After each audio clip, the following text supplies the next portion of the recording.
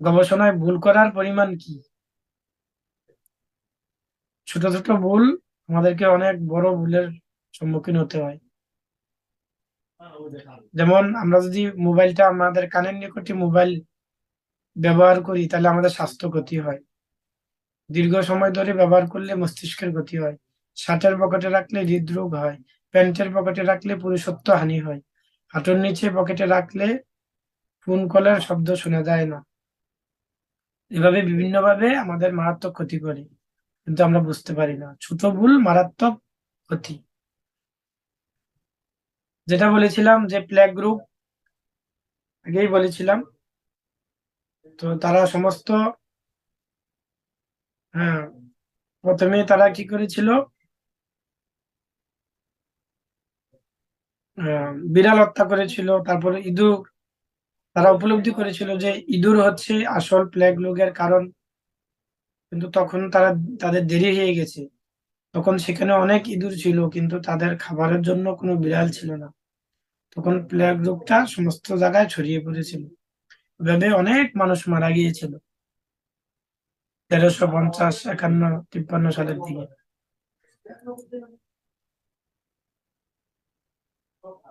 তাহলে আমরা অল্প বিদ্যায় অনেক সময় ভয়ঙ্করী হই। এই little knowledge is dangerous thing. একটি সমস্যার সমাধান আরেকটি বড় সমস্যা তৈরি হয়ে যায়। কোনো সমস্যার জন্য আধুনিক মানুষের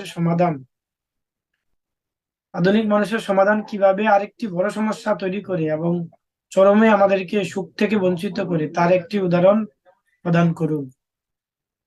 অল্পবিদ্যা ভয়ঙ্কর, আমাদের পূর্ণ পরম জ্ঞান প্রয়োজন।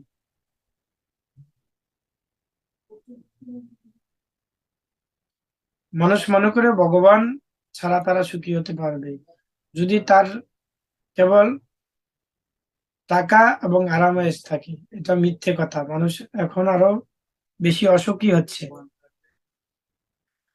পকেটে টাকার নোট আরামায়েশের দ্বারা পরিমিত থাকলেও সে কেবল মানসিক চাপ এবং হতাশাই খুঁজে পায়। তাহলে সুখ কোথায় সে খুঁজে পায়? কোথাও সুখ সে আর খুঁজে পায় না। প্রত্যক্ষ এবং অনুমানের দ্বারা আমরা কখনো পূর্ণ জ্ঞান অর্জন করতে পারি না। অল্প জ্ঞান নিয়ে কোনো মেশিন চালানো বিপজ্জনক। তদ্রূপ ভগবান থেকে জগৎ পরিচালনা সম্পর্কে না জেনে এই বৈশ্বিক মহাজাগতিক মেশিন ব্রহ্মাণ্ড পরিচালনা করা বিপজ্জনক। এই মহাজাগতিক মেশিন চালানোর ব্যাখ্যা প্রদানকারী সেই ম্যানুয়ালটি কোথায়? আমরা যদি সেটি পাই তাহলে আমরা সুখের চাবি প্রাপ্ত হব। আমরা চারটি ত্রুটি আমাদেরকে সবসময় মোহগ্রস্ত করে রাখে। আমাদের ইন্দ্রিয়গুলো অপূর্ণ, যার ফলে আমরা মোহগ্রস্ত হই, যে কারণে আমরা ভুল করি। যে ভুলকে লুকিয়ে রাখার জন্য আমরা প্রতারণা করতে চাই।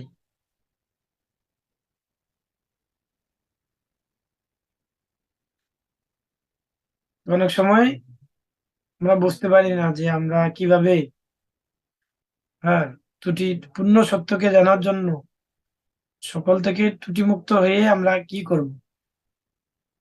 এখন আমরা জানবো যে শব্দ প্রমাণ। আমরা এতক্ষণ জানতে পারলাম প্রত্যক্ষ প্রমাণ দ্বারা আমরা বৈদিক জ্ঞান অর্জন করতে পারি না, অনুমান প্রমাণ দ্বারাও বৈদিক জ্ঞান অর্জন করতে পারি না।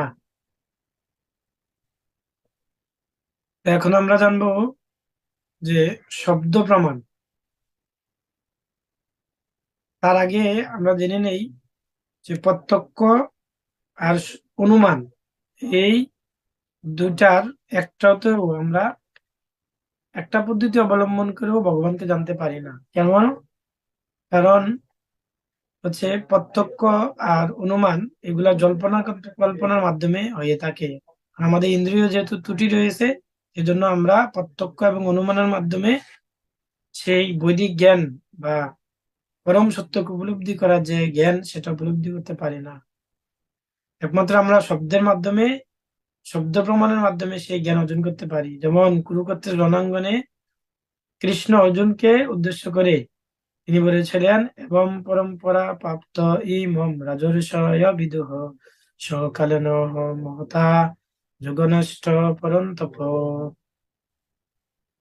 হে অর্জুন, তো তোমাকে আমি এখন যে জ্ঞান দিব এটা পরম্পরা ক্রমে, হ্যাঁ, সেই জ্ঞান নষ্ট হওয়াতে এটা ছিন্ন হয়ে গিয়েছে। তো সেই জ্ঞান, যেই জ্ঞান রাজর্ষিরা লাভ করেছিলেন, তো আমি এখন তোমাকে এমন জ্ঞান দিব যেই জ্ঞানটা প্রাপ্ত হলে জগতের আর কোনো জ্ঞানের বাকি থাকে না। তাহলে কৃষ্ণ শব্দের মাধ্যমে অর্জুনকে সে ভগবত গীতার জ্ঞান দান করেছিল। তো পরমেশ্বর ভগবান শ্রীকৃষ্ণ সর্বপ্রথমেই তিনি ব্রহ্মার হৃদয়ে বৈদিক জ্ঞান প্রকাশ করেছিলেন। তিনি ব্রহ্মা হৃদয় আদি বইয়ে শ্রীমদ ভাগবতের প্রথম স্কন্ধে প্রথম অধ্যায় 1 নম্বর শ্লোকে বলা হয়েছে। তো আমরা দেখতে পাচ্ছি যে শব্দ প্রমাণ একমাত্র কৃষ্ণ, সে শব্দের মাধ্যমে তিনি সমস্ত বৈদিক জ্ঞানকে প্রকাশ করেছিলেন। একটু শিশু কিভাবে জানবে যে তার পিতাকে? সে যদি বলে না, আমি আমার পিতাকে আমি ডিএনএ টেস্ট করব, তাহলে 200 জন ব্যক্তিকে ডিএনএ টেস্ট করতে তার 800 বছর সময় লেগে যাবে, যেটা তার দ্বারা কখনো সম্ভব না। আর এটাকে বলা হয় আরোহ জ্ঞান, আমি আহরণ করে জানবো যে আমার পিতা কে। আরেকটা হচ্ছে অবরোহ পদ্ধতি, অবরোহ জ্ঞান। অবরোহ মানে হচ্ছে, তো সে শিশুটা যদি তার মাকে জিজ্ঞেস করে যে আমার পিতাকে, তখন তার মা অবশ্যই জানেন যে তার প্রকৃত পিতাকে। আর এর মাধ্যমে সে সহজেই জ্ঞানটা লাভ করতে পারবে প্রকৃতপক্ষে তার পিতাকে। ঠিক যেরকম শিশু তার মায়ের কাছ থেকে জিজ্ঞেস করে তার পিতা সম্পর্কে জানতে পারে, আর সেই মাকে বেদের সাথে তুলনা করা হয়েছে, ভগবানকে পরম পিতার সাথে তুলনা করা হয়েছে। তো আমরা যদি বেদ পড়ি বা বেদকে উপলব্ধি করার চেষ্টা করি, তো পরম পিতা আমরাও ভগবানকে জানতে পারবো।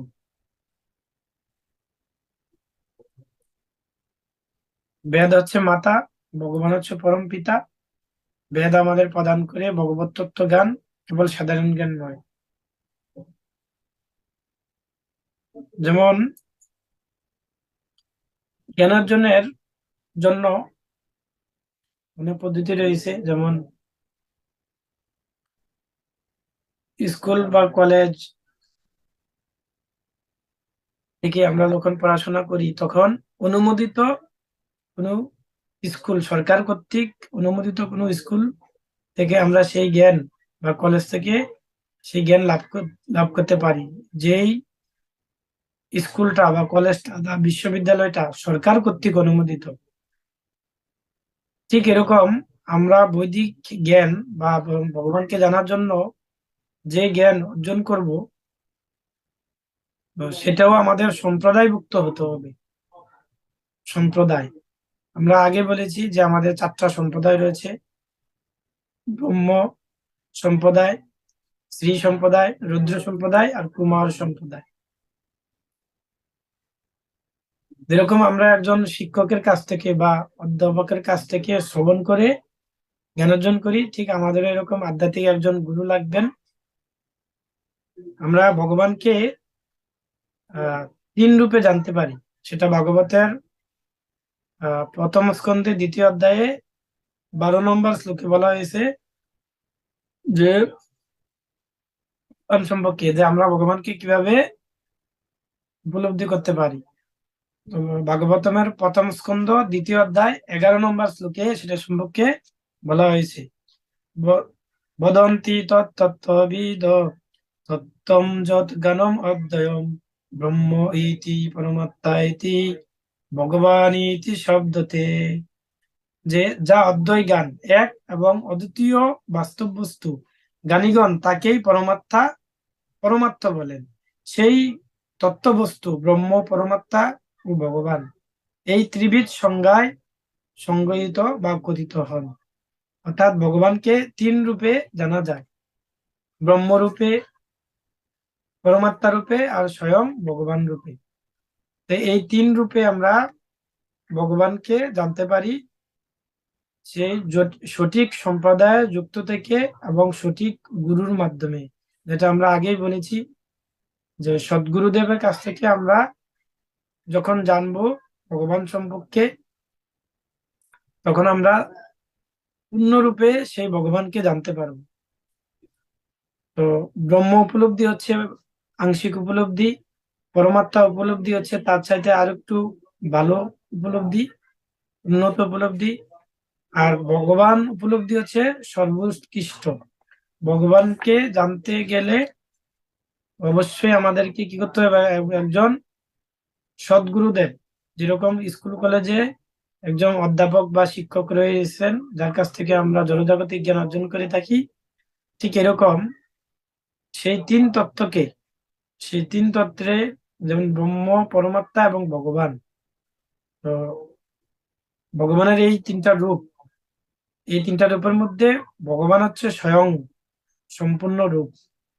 তো আমরা ভগবানকে যদি জানতে চাই তাহলে অবশ্যই আমাদেরকে একজন সদ্গুরুর আশ্রয় গ্রহণ করতে হবে।